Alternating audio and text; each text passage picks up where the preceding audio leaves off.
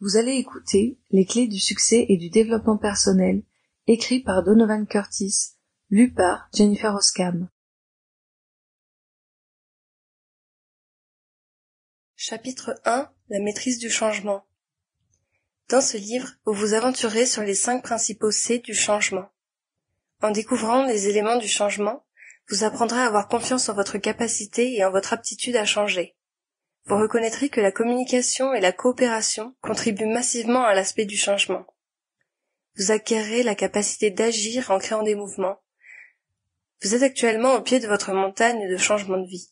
Alors faites un pas en avant et grimpez. Votre expérience de changement de vie vous attend. Si nous regardons l'histoire du monde au cours des derniers siècles, nous découvrirons les changements radicaux et abrupts dans les connaissances et les technologies de l'humanité. Il y a un siècle, les frères Wright ne faisaient qu'essayer de concevoir un modèle réduit de leur premier avion. Pourtant, un siècle plus tard, des hommes ont été capables d'envoyer des vaisseaux spatiaux aux confins du système solaire. Ces changements radicaux sont sans précédent dans l'histoire de l'humanité et du monde, et nous sommes toujours émerveillés de savoir où ces changements peuvent nous mener. Il semble que rien sur Terre ne soit imperméable à ces changements radicaux. Dans les temps anciens, de nombreux sages ont constaté l'impermanence de toute chose et sont arrivés à la conclusion que le seul phénomène permanent est le changement. Cette idée est définitivement vraie. De même, elle est apparente dans la nature même de notre existence. Chacun d'entre nous doit se rendre compte que le changement est la seule chose permanente dans ce monde et par conséquent, chacun d'entre nous devrait être préparé au changement. Il est donc sage de croire que le changement est inévitable et que, tôt ou tard, chacun de nous subira certaines formes de changement.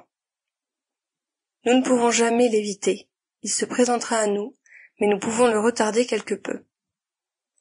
Face à la perspective de son caractère inévitable, nous n'avons d'autre choix que de relever le défi du changement.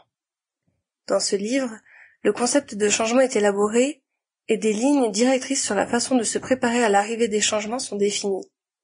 Vous avez entendu dire que les gens réagissent au changement et restent fixés sur leurs vieilles habitudes et coutumes. Cette réaction est naturelle si l'on tient compte de la loi de l'inertie qui stipule que tout tend à rester au repos ou dans un mouvement continu à moins qu'une force extérieure n'agisse sur lui. Cependant, cette résistance au changement doit être surmontée pour réaliser quelque chose de substantiel dans la vie, car le seul moyen de progresser est le changement. Il existe des moyens de réduire la résistance au changement, et l'un d'entre eux consiste à préparer le moi intérieur au changement. Une fois que la résistance intérieure au changement aura été surmontée, la transition extérieure deviendra possible et facile.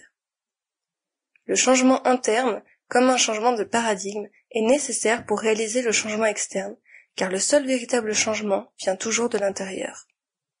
Partie 1, le premier C, confiance. Une auto-évaluation radicale. Il n'y a pas de meilleur moyen d'annoncer un changement dans son être que de procéder à une évaluation radicale de sa personnalité. Oui, le meilleur endroit pour commencer à changer le monde est en soi. La raison en est que le seul organisme de ce monde sur lequel nous avons un contrôle total est notre propre personne. Si nous avons encore l'illusion que changer le monde extérieur changerait radicalement l'intérieur, nous nous trompons. Notre propre personne est la seule plateforme sur laquelle nous devons avoir un contrôle parfait, et pour cette raison, le meilleur changement possible ne peut commencer qu'à l'intérieur. Or, si nous voulons changer quelque chose en nous, nous devons savoir quel aspect de nous-mêmes doit être modifié.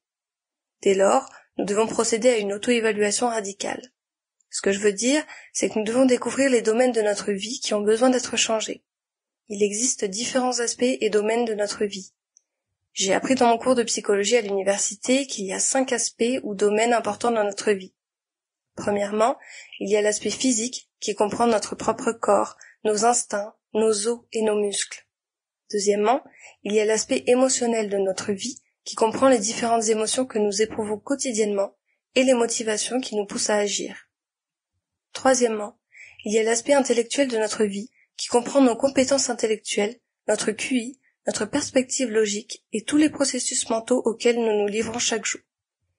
Quatrièmement, il y a l'aspect social de notre vie, qui comprend nos interactions avec nos semblables, nos travaux et même nos relations avec nos proches, nos parents et nos amis.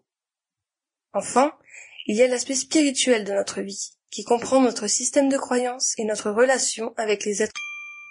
Sample complete. Ready to continue?